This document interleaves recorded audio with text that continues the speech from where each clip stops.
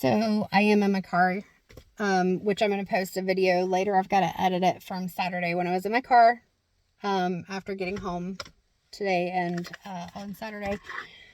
But I had wanted to pull some cards earlier, but I was hyper-focused at work, and so I didn't. I don't necessarily want to do a full reading right now, but just kind of looking at some overall energy, something that may need to be focused on right now. So we're going to pull a card from the Crow Tarot by MJ Cullinane. I'll show you the cover of that in just a moment. And then I also have a few oracle decks, and I'm going to see kind of what calls to me. So we'll go with that. I'm in the car, so I'm trying to be careful to not drop my cards. And this shirt's a little big around the shoulders for me, so I also don't want to be indecent. So let's see. God, angels, ancestors, and guides. What message, there we go, needs to be heard? All right, so we've got the Ten of Swords. The Ten of Swords, this, you see with the crow here. The Ten of Swords is feeling like you've been stabbed in the back. Feeling like everyone is against you, or feeling like the people, that's more it. Feeling like the people that you trusted and loved the most have turned on you. Like they've done things that you just couldn't believe that they would do. And it feels like this has happened over and over and over again. Like I don't feel like these swords are all coming in at one time. I feel like it's just kind of multiple people and multiple incidents throughout your time, throughout your life, that somebody, you trusted them, they stabbed you in the back. You trusted them, they stabbed you in the back again. You trusted them, here they go again. And like it just feels like every time you let your guard down, every time you try to trust people, something happens where you feel like that maybe you can't trust people. So we'll see if there's going to be another card that comes out of the Crow deck, but if not, we're going to move on to the Oracle. So one more shuffle. What else would be a helpful message from the Crow deck? We are not getting anything else. And this is after work, and I am trying to hurry because I don't want this to be too long. So I don't remember if I showed you this, but this is the Crow Tarot by MJ Cullinane. And you've got this guidebook that comes with it. It's always good to look at the guidebooks that creators put with their cards, because there is different messages and things that they created it, you know, with a card and having different messages in mind. But part of reading is also intuitively figuring out what is coming to you and looking at the pictures in the card, because sometimes the same card, you may see something different for someone than you do another time. So what I picked up now is the Oracle of Shadows and Light by, it's getting kind of dark out here, Lucy Cavendish. And the artwork is by Jasmine Beckett Griffith. There's a little bit of a glare on there. So we'll go ahead and just shuffle these one more time. This is the back of the deck, so it's kind of like a keyhole, real decorative one. So in addition to that 10 of Swords and feeling like being stabbed in the back over and over and over again, what is it that needs to be heard with that? And it's getting a little later in the evening, so sometimes it gets kind of busy out here, so my attention may be kind of all over the place. What card, one at a time please, needs to come out? And where I'm shuffling them very slow, they're being kind of funny. Or is there a card from this deck? All right, we'll do one more shuffle. If not, I will, oh, okay. As I say that, one jumps out. Okay, I have not gotten her before. So we have the Carnivorous Flower Fairy. A tempting offer has a high price. Ooh. Well, that definitely goes with, or can go with a Ten of Swords card. So again, if you feel like you've been stabbed in the back over and over and over again, if you feel like people that you have trusted have just hurt you repeatedly, that they've done things that you didn't expect, with this Carnivorous Flower Fairy, and it says a tempting offer has a high price, keep in mind that you've already experienced this, and you already know that sometimes trusting people is difficult. You don't want to, and sometimes you'll feel off about it. Like I said before, we all have intuition, but you go ahead and you do it anyway. So boundaries are a big thing, because you don't want for things that you are working on to be blocked by the fact that you're trusting people who don't have your back.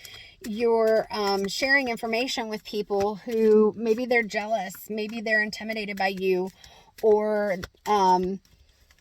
they have their own insecurities and things like that. And so they don't necessarily want to see you succeed, because true friends or people who have your back, whether they're family or whatever, they aren't going to want to see you fail. They're not going to want to, I guess I'm going to have to open the door because that went in the floor. They're not going to want to harm you, you know? That's what I was trying to avoid. So we have the Violet Duchess, stifled, bored, and stuck. So with those swords, I feel like part of you went inside of yourself because it was difficult to feel confident or to do things, because if you're always expecting that somebody is going to do something behind your back and you feel stuck, you're going to have to watch out for that offer that has a high price. You know, you may feel stuck, but some things aren't worth it. So it's coming out of your comfort zone within yourself, and not necessarily doing that through whatever other people are telling you or what they offer you. It's trusting yourself to be able to decide what is going to be in your best interest. It's gotten really dark already. What time is it? 7:51. So Candy Cane Angel, it's time for a treat. So it's time to stop minimizing yourself. I feel like that's where this stuck, bored feeling is coming from. You're minimizing yourself because you have, I've already put the Crow Tarot up, because you have been stabbed in the back, because you have been hurt before, because you don't feel like you know who you can trust. You've been minimizing yourself. You've been dimming your light. You've been not stepping outside of the box, not going for the things that you really want. And because of that Ten of Swords, like, you're keeping yourself stuck in that energy because you're focused on the what ifs. You're focused on what, you know, if I do this, what are other people going to do? We have a Clockwork Pumpkin on the bottom of the deck. A wonderful idea, the aha moment. If you've got an idea and you're feeling like this is a good idea, don't even necessarily tell other people unless they truly are people that can help you to bring the idea into being. Because like I said, not everybody is excited for your success, even if you love them, even if you feel like that they should, not that one. Even if you feel like they should be helpful and they should want for you to succeed, people have their own crap that they're dealing with. They may have, like I said, insecurity. They may have jealousy. They may be selfish. Whatever it is, focus on you. Focus on those ideas that you have, and focus on ways that you can manifest that. The ways, and manifesting doesn't mean that you just sit there and you say, I want $1 million. That's a big pipe dream. And then you just expect that it's going to fall out of the sky, or you're going to be walking one day and, ooh, there's $1 million free and clear. Manifesting does take work sometimes, and you have to put that work in. So manifesting can be, you say, oh, you know, I've really wanted to do this business, or I've really wanted to partner with somebody to do this. It's being able to focus on that and focus on it being a possibility. It's being able to plan little steps and things that you can do to help create that, and to trust that as you're creating it, things will fall into place. That is part of the manifestation, is that you know that things are going to fall into place and you are going to be able to get what it is that you want. And so this deck that I picked up. I was going to do the Chakra Wisdom deck, but that was apparently not it. So this is the Haunted Echoes Oracle deck. This is a new one that I've gotten. Does it have a creator on it? It does not. It is, I think, one of the cheaper, sounds bad, less expensive decks. But the messages are really good. I used this actually in the recent reading that I recorded on. So, Haunted Echoes Oracle deck. So, let's see. What needs to be heard? What are things that need to be focused on or released? What is needed to move forward? What do you need to know? Okay. We got a card that's sticking. Oh. Quiet retreat. Step back from conflict and find peace within yourself. Protect your energy. And notice that there's a glare on here, so I don't know if you can see, but there's a cage there in the background. There's a cage. And it says step back from conflict and find your peace within. And that's exactly what I was saying, with the protecting your energy, quiet retreat. So unless there's somebody that can help you to do the things you need to do to manifest what it is that you want, being able to keep it to yourself and focus on it yourself. Because right now, this is finding a way to heal, finding a way to let go. And that's what I had said. Release that negativity, release that conflict. People stabbing you in the back, if you hold on to that, you're just like focusing on all the times that something has happened versus focusing on what is possible. And so sometimes we block ourselves from our blessings because we're so focused on the past and what happened. And protecting your energy, that's part of what I was talking about, of not telling people your plans and not trusting that everybody is going to have your back, that everybody's going to be supportive of you. What else do we need to know? And I'm losing my voice a little bit because of my allergies. What else? Is there anything else that we need to know for this message with the Ten of Swords? And it's harder to get a card to come out when I'm trying to be so careful so I don't get it on the floor. All right. Light the dark. Nurture the warmth of lost passions into a new blaze. Revive dormant desires. That's exactly, again, I'm saying, this is exactly what I was saying. You have ideas. You have things that you are excited about, passionate about, but the Ten of Swords and the things that have happened in the past are keeping you stuck. You're keeping yourself stuck. The passions are there, and it's being able to nurture the lost passions, to let go of that fear, to let go of that doubt that you've put on yourself from whatever has happened in the past with other people, and know that you can revive these dormant desires and create what you want, and you can be successful at it. You just have to be careful and not get other people involved who don't need to be involved. We all have intuition. Trust your intuition.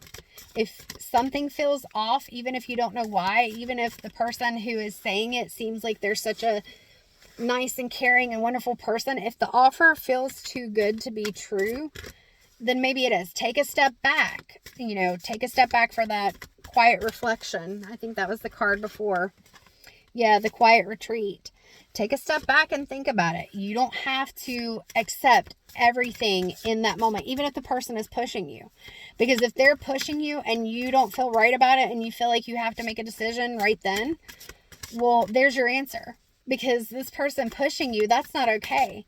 If somebody really is supporting you, they may not wait forever, but they'll give you that space to make a decision. They're not going to be like, oh, you've got to sign right here, right now. You've got to do this right now. You've got to make a choice. You either do this or you don't. They're not going to be pushing you like that, because if there's not like a true deadline or reason, like, the only thing coming to my mind is like with taxes. And even then, you know, sometimes you can get an extension. But if it's not like you've gone to an accountant last minute and they're like, oh, you're going to have to pay more because taxes are due tomorrow and I'm going to have to stay up and work all night, you know. If there's not something that tangible as far as why they want you to work that quickly, then don't do it. All right, so I've shuffled these quite a bit, so there's nothing else coming out of this deck, but I am feeling like we do need, even though we're at 15 minutes and I was only going to do a quick card pull to pull a couple of cards from the chakra deck, which I wasn't sure that I was going to do, but we need to round off this reading. I mean, the messages are clear. You have something that you can do. You have something that you're passionate about, but you're afraid to do it. And you've got to release those fears and know that sometimes we're judging ourselves and holding ourselves back worse than anyone else. Like some of those people, yeah. So finding your joy, bringing in that passion. There's been so much yellow in the reading, and that yellow is solar plexus chakra. Being able to find your confidence, being able to release those anxieties. When our solar plexus chakra is unbalanced, it's anxiety, stress, worry. And we have to be able to, I guess I'm going to open my card door now. No, I can't have that beeping. I'm almost done. There we go. We have to be able to release those worries and anxieties. Your balanced solar plexus chakra is going to be you stepping into your confidence and being able to believe in yourself and really feeling balanced and centered in your ability to do the things that you want to do. Is there anything else? Completion. So orange is sacral chakra. Sacral chakra is creativity. Sacral chakra is passion, intimacy. So it's almost like looking at this particular deck and the image on it, if you can see it because it is dark. You have this headstone and this person here who is grieving the loss of somebody that they love. And then you see that the loved one is standing there and there's somebody else that's welcoming and embracing him. And with this, just knowing that it's not necessarily even a literal grief of a person, but it can even be the grief of those dreams, those goals, those things that you had before. So this is saying go ahead and allow yourself to release those feelings that you're holding towards that situation, because if you hold on to it, you're not going to be able to create the things that you want to. Oh, and my husband is calling. What is the last card? Creation. You've got this. Ideas are budding. You just have to let it go and be able to focus on what it is that you're wanting to create. And with this too, we've got the gray. This is the crown chakra. So linking into the divine and trusting your intuition, trusting divine guidance. Thank you. Have a good night.